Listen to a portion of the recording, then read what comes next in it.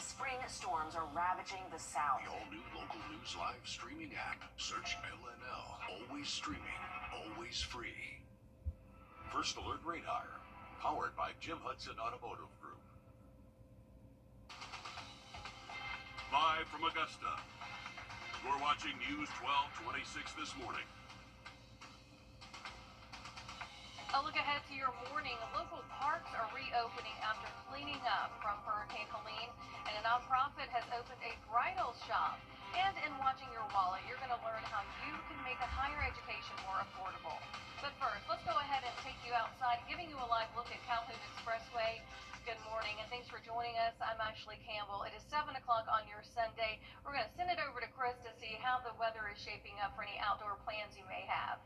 Well, it is looking pretty good, but we do have some hot weather down the road as we head into the first week of July. But it's July after all. That should not be a real big surprise. But 103 heat index. Come on. No. Well, we'll talk about that in just a minute. We won't get too much into the hot weather headed our way. Ease the viewers into that one. We'll ease into it. Right now, let's put some minds at ease about Tropical Storm Chantal, because it is headed away. Switching gears now, several beloved Columbia County parks now have a facelift. Lonnie Morris Park, Patriots Park, and Riverside Park all have a fresh coat of paint just in time for the height of summer. Your Kayla Lopez gives us a closer look at these changes. Summer is here and Columbia County parks are ready for you and your family. I was calling to Columbia County and trying to find out when the courts were going to be back open. As soon as they were, we were out here. The 3 parks received new fencing, new lights, and new court resurfacing, all in an effort to get the community outside. You're talking about the quality of life. You're talking about just amenities that you don't have to be an expert at to come out and enjoy. And no matter the time of day, there's something in it for everyone. Gets people off their phones and back in nature. Obviously, you're surrounded by beautiful trees and the sun is shining. Upgrades that were especially needed after devastating storms swept through our area just 9 months ago. Young, old, we're seeing everybody back in our parks after Hurricane Helene. But the work still isn't finished. We still have some repair work to get through, but at this time, most of our amenities are back open and people are enjoying it. All in hopes that the excitement continues to grow for years to come. Anytime we can improve what we currently have, that's a success for not only us, but for the county itself. Now, as for what's next, Wes tells us in the coming months you could see some construction for their next 2 upgrades, and they say that those are the splash pad at Evans Town Center Park. They hope to make that even bigger so that way more kids can enjoy it, and pavilion upgrades at Memorial Park. So those are the 2 things that he says they're going to be working on in the near future that we should keep an eye out for. Months after Hurricane Helene wrecked Pendleton King Park, the beloved area is now back open to the public. In a big reopening ceremony this week, the city cut the ribbon on the huge step in the Helene recovery process. Your Audrey Dickherber has more. All parks are now back open nearly 9 months after the hurricane, and many people are excited to be back out here again, but officials say the work isn't done quite yet. Waiting for months. I used to come all the time, and I've come several times since the hurricane, and it wasn't open. The city of Augusta says the FEMA removal phase has ended, cleaning up more than 3 million tons of storm-related debris. One of the places impacted, Pendleton King Park. I just had to come. I would come and feed the ducks. I love to go down to the duck pond, and I like to walk in nature. So this was a perfect park for me. But when it's closed, it's been closed a long time. To some, it's a place to go on a walk, play sports, or go on a picnic. But to others, it's a place where they grew up. I've actually been coming to this park since I was about 7 years old.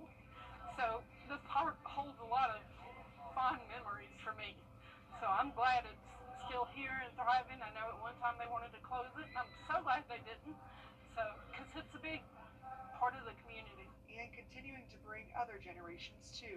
Well, I was in my 20s with my kids coming and family members having birthday parties, just regular cookouts, and spend time with each other and just have fun. But there's still some things that need to be fixed. There are some cosmetic things that, we're going to be doing. We still need to get adequate fencing around our dog park, which that's where we'll be working on.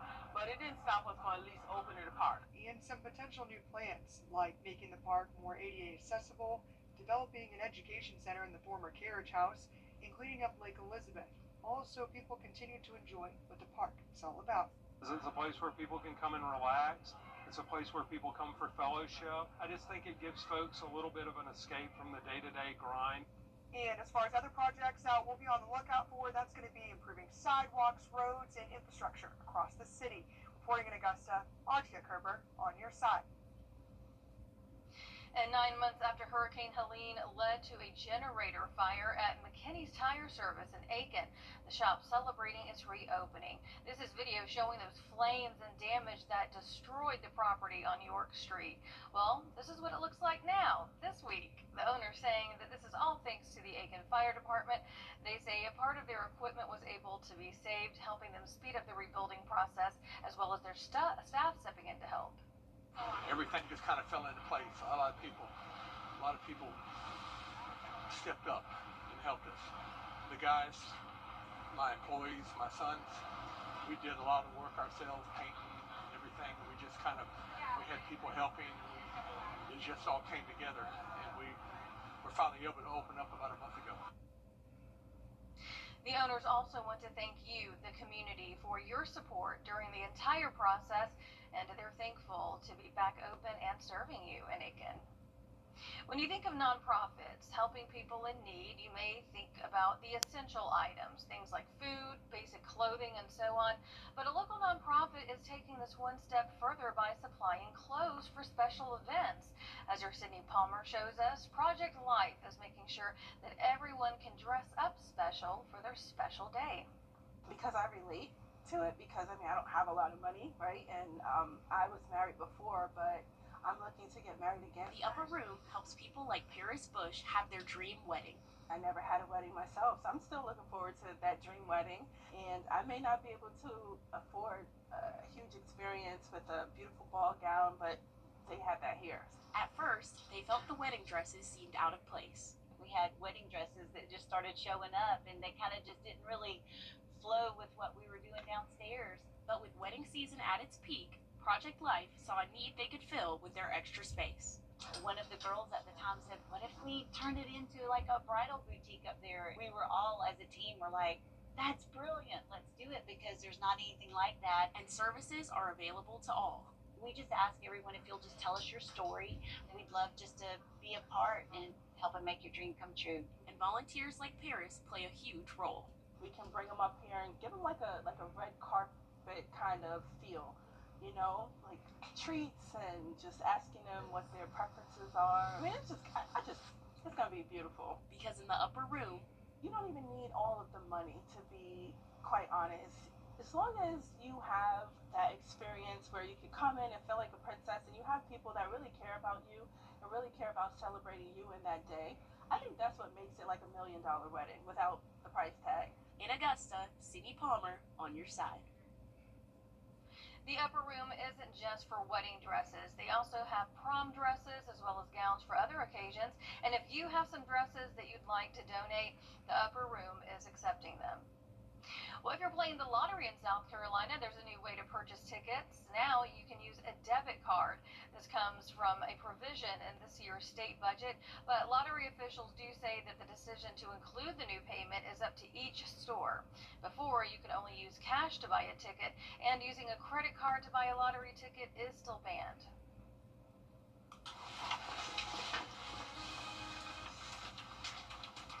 All right, here's a live look from our Grovetown camera early on this morning. Some sunshine peering through the clouds. The high temperature on yesterday, 94 degrees. That was exactly normal for this day. That's 69. Thanks to some dry air in place, was a little cooler than normal for this time of the year. But the humidity and temperatures are headed up for the week ahead. We'll have your work week forecast when we come back. I have type 2 diabetes with a big story to tell. First Alert Weather, where accuracy matters, keeping you alert during severe weather and helping you plan your day. We put our money where our forecast is. Each weekday, our forecasted high is within 3 degrees of the actual high. A local charity gets money in the bank. By being 100% accurate for a full month, over $1,000 went to a single charity. No other Augusta station is on your side the way we are, keeping you ready for anything and putting our accuracy to work. The First Alert Weather 3-degree guarantee, sponsored by Top Doctor.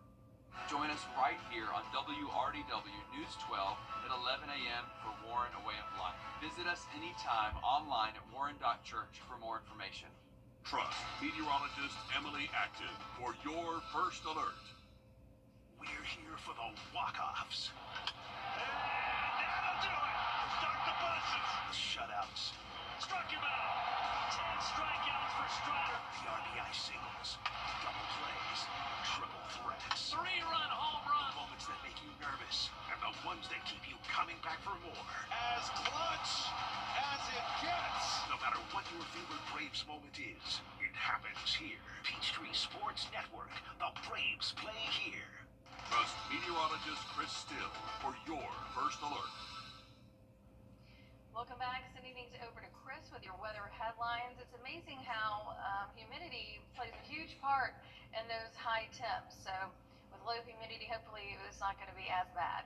Yeah, it really does. The high humidity just makes it harder for the body to cool off because dry air evaporates the sweat when we sweat and cools our body off. But when the humidity is high, the sweat does not evaporate and we don't cool off as much. So that's really what we're talking about when we talk about that heat index. Feels like temperature, and that will be headed back into the triple digits by Monday and into Tuesday. So let's take a look at our weather headlines and see what lies ahead. It will 7 feels like 105, and the range is go up to about 40%, maybe even higher Wednesday and Thursday, but the temperatures thankfully will cool off. Georgia Power freezing base power rates through 2028, but rates could go up next when commissioners consider how customers will pay for Hurricane Helene damage. It comes as customers have seen bills increase 6 times in the past few years because of higher natural gas costs and construction. Now Georgia Power will either absorb the costs or give them to customers in 2029. You may have seen these solar-powered streetlights in Augusta on Windsor Spring Road. The new lights are an attempt by the city to save on power costs. Traffic officials say more lights will be on Wrightsboro Road next as part of the road widening project. Millions of people drink out of the Savannah River, so its pollution is cause for concern. This week, a mural in Edgefield County was unveiled to raise awareness. Officials say that a majority of the trash taken out of the river each year comes from the stormwater system. They need to understand that all of these recreation areas that we have are precious and that what goes in these storm drains affects us directly, because a lot of people don't know that storm drains don't usually go to treatment centers. All of the trash that ends up down a storm drain flows directly into a creek, which flows into our Savannah River and then eventually to the ocean. The mural you see there was created with the help of a local artist, Vince Russo. Well, we told you earlier this week that a majority of Georgia's surplus tax rebates will go out by mid-August. Now, Governor Brian Kemp's office is saying this year's surplus rebates are going out at the same pace as previous ones in 2023 and 2022. This week, his office said more than $620 million have been returned to eligible taxpayers. That's up from $488 million last week. Now, remember, you're eligible for this rebate if you filed on time in Georgia in 2023 and 2024 and don't owe the state any money. You can check your eligibility status using a link that's on our website, wrdw.com. According to a 2024 college survey, fewer than a half of parents with a child in college feel prepared to pay that first tuition bill.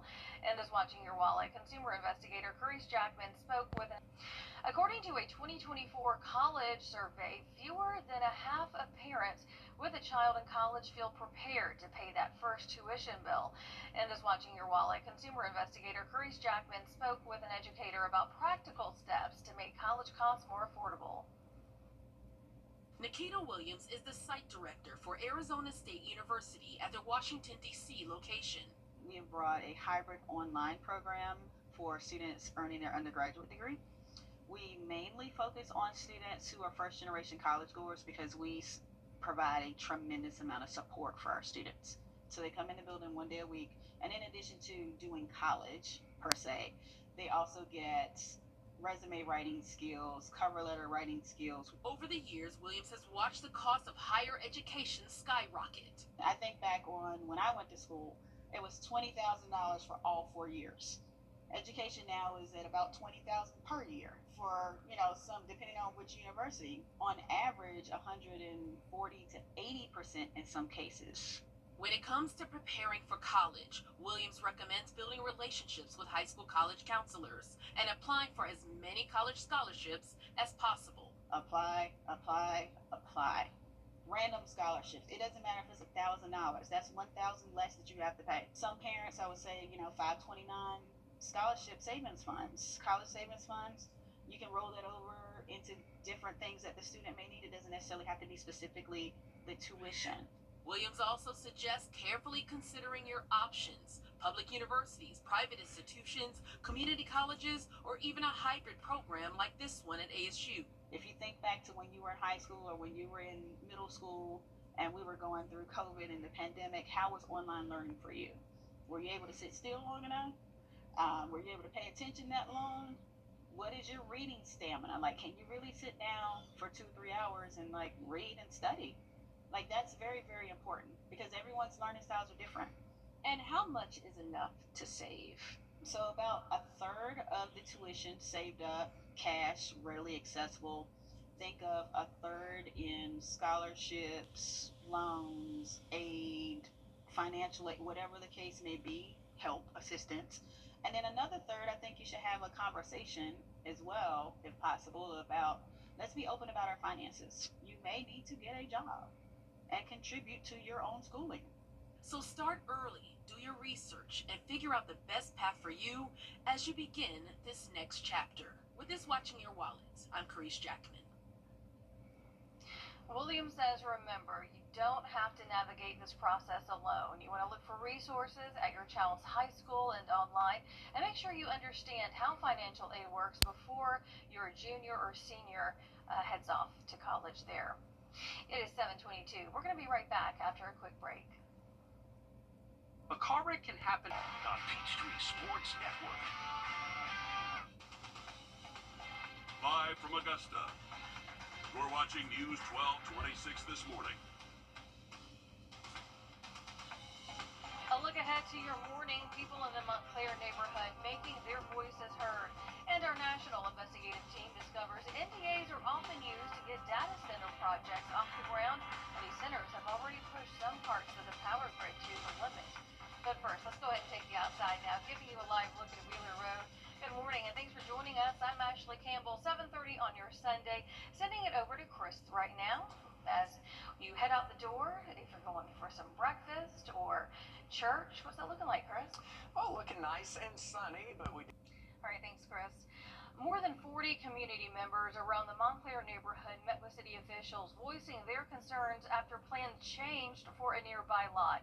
Your Kennedy Payne was at that meeting this week and heard from neighbors in the Montclair neighborhood who say they were promised a quiet medical office, but instead they said that they feel like they're blindsided and they are not staying quiet.